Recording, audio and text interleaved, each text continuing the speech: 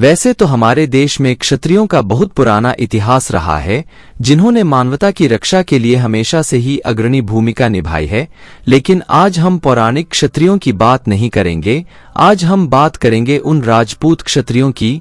हम बात करेंगे उन शिरोमणि राजपूत राजाओं की, जिन्होंने अपने देश, राज्य और अपने लोगों की रक्षा करते हुए अपना सारा जीवन दांव पर लगा दिया।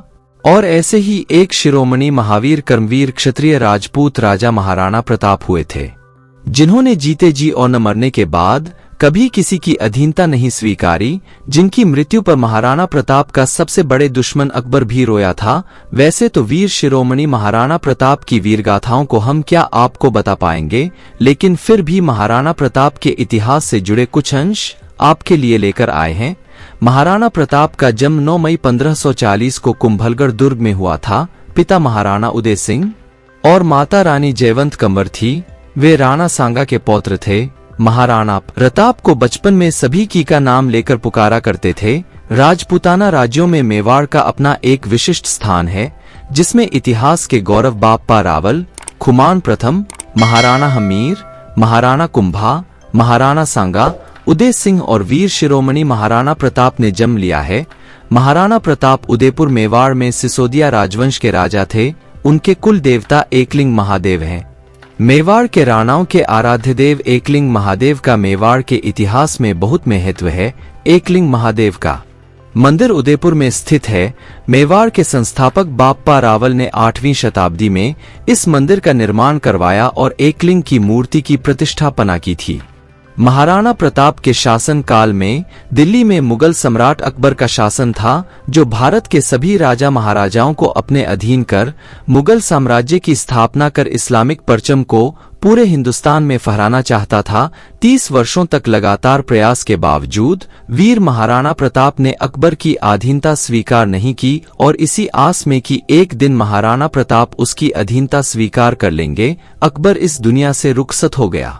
महाराणा प्रताप ने भगवान एकलिंग जी की कसम खाकर प्रतिज्ञा ली थी कि जिंदगी भर उनके मुख से अकबर के लिए सिर्फ तुर्क ही निकलेगा। यानी महाराणा प्रताप ने अकबर को उसके नाम से कभी नहीं पुकारा, उसको हमेशा तुर्क ही कहते थे।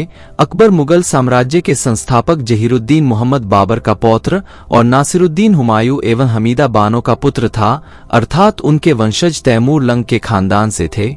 अकबर ने महाराणा प्रताप को समझाने के लिए 4 बार शांति दूतों को अपना संदेशा लेकर भेजा था, लेकिन महाराणा प्रताप ने अकबर के हर प्रस्ताव को नामंजूर कर दिया था। कहा जाता है कि महाराणा प्रताप के पास उनका सबसे प्रिय घोड़ा चेतक था। जिस घोड़े पर बैठते थे वह घोड़ा दुनिया के सर्वश्रेष्ठ घोड़ों में से एक था। ऐसा कहा जाता है कि महाराणा प्रताप तब 72 किलो का कवच पहनकर 81 किलो का भाला अपने हाथ में रखते थे। भाला, कवच और ढाल तलवार का वजन कुल मिलाकर 208 किलो था। राणा 208 किलो वजन के साथ युद्ध के मैदान में उतरते थे। सोचिए तब उनकी शक्ति क्या रही होगी। 7 फुट 8 इंच के महाराणा प्रताप से अकबर इतना डरता था कि वो कभी महाराणा प्रताप के सामने नहीं आया। कहते हैं मुगल आक्रांता अकबर को अपने मंत्री बहलोल खां पर बहुत नाज था, इसीलिए लूटी हुई औरतों में से बहुत सी उसको दे दी जाती थी। अकबर ने 7 फीट 8 इंची बहलोल खान को भेजा था महाराणा प्रताप का सर लाने। मुगल अकबर का सबसे खतरनाक सेना नायक नाम था बहलोल खान। कहा जाता है कि हाथी जैसा बदन था उसका और ताकत का जोर इतना कि नसें फटने को होती थीं। जालिम इतना कि 3 दिन के बालक को भी गला रेत रेत के मार देता था, बशर्ते वो हिंदू का हो। एक भी लड़ाई कभी हारा नहीं था अपने पूरे करियर में। ये बहलोल खान 7 फुट 8 इंच की हाइट थी। कहा जाता है कि घोड़ा उसके सामने छोटा लगता था। बहुत चौड़ा और ताकतवर था बहलोल खान। जब हल्दी घाटी का युद्ध हुआ, अकबर और महाराणा प्रताप की सेनाएं आमने सामने थी। अकबर महाराणा प्रताप से बहुत डरता था, इसलिए वो खुद युद्ध में महाराणा प्रताप के सामने कभी नहीं आया। अब इसी बहलोल खां को अकबर ने भिड़ा दिया।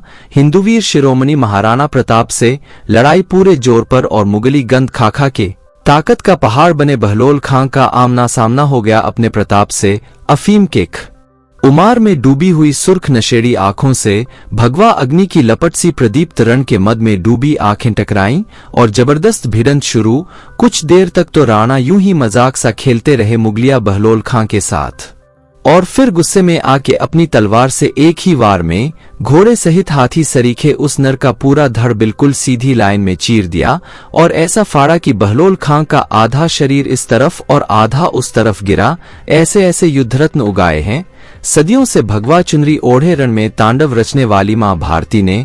इसके बाद हल्दी घाटी के युद्ध में राजपूतों ने बहादुरी के साथ मुगलों का मुकाबला किया, परंतु मैदानी तोपों तथा बंदूकधारियों से सुसज्जित शत्रु की विशाल सेना के सामने समूचा पराक्रम निष्फल रहा। युद्ध भूमि पर उपस्थित 22,000 राजपूत सैनिकों में से केवल 8,000 जीवित सैनिक युद्ध भूमि से किसी प्रकार बचकर निकल पाए। कहा जाता है घोड़ा चेतक के एक पैर में तलवार लगी थी, लेकिन फिर भी चेतक अपने राजा महाराणा प्रताप को 22 फीट गहरी खाई को एक ही छलांग में पार कर गया और अपने राजा को सुरक्षित कर लिया। दोस्तों, यहाँ चेतक के बारे में 2 लाइन सुन लीजिए, मुझे बहुत पसंद है, शायद आपको भी पसंद आएगी। रणबीच चौकड़ी भर भर कर चेतक बन गया निराला था। राणा प्रताप के घोड़े से पड़ गया हवा का पाला था। जो तनिक हवा से बाग हिली लेकर सवार उड़ जाता था। राणा की पुतली फिरी नहीं तब तक चेतक मुड़ जाता था। गिरतान कभी चेतक तन पर राणा प्रताप का कोड़ा था। वह दौड़ रहा अरिमस्तक पर, वह आसमान का घोड़ा था यहीं रहा अब यहाँ नहीं। वह वहीं रहा था यहाँ नहीं। थी जगह न कोई जहाँ नहीं, किस अरिमस्तक पर कहाँ नहीं। निर्भीक गया वह ठालों में, सरपट दौड़ा कर बालों में, फंस गया शत्रु की चालों में। बढ़ते नद सा वह लहर गया, फिर गया गया फिर ठहर गया। विकराल वज्र में बादल सा अरि की सेना पर गहर गया। भाला गिर गया गिरा निसंग, है टपो से खन गया अंग। बैरी समाज रह गया दंग, घोड़े का देख ऐसा रंग। रणबीच चौकड़ी भर भर कर चेतक बन गया निराला था। राणा प्रताप के घोड़े से पड़ गया हवा का पाला था।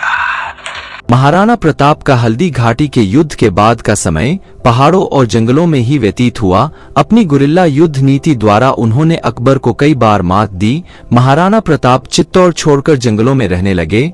महारानी सुकुमार राजकुमारी और कुमार घास की रोटियों और जंगल के पोखरों के जल पर ही किसी प्रकार जीवन व्यतीत करने को बाध्य हुए।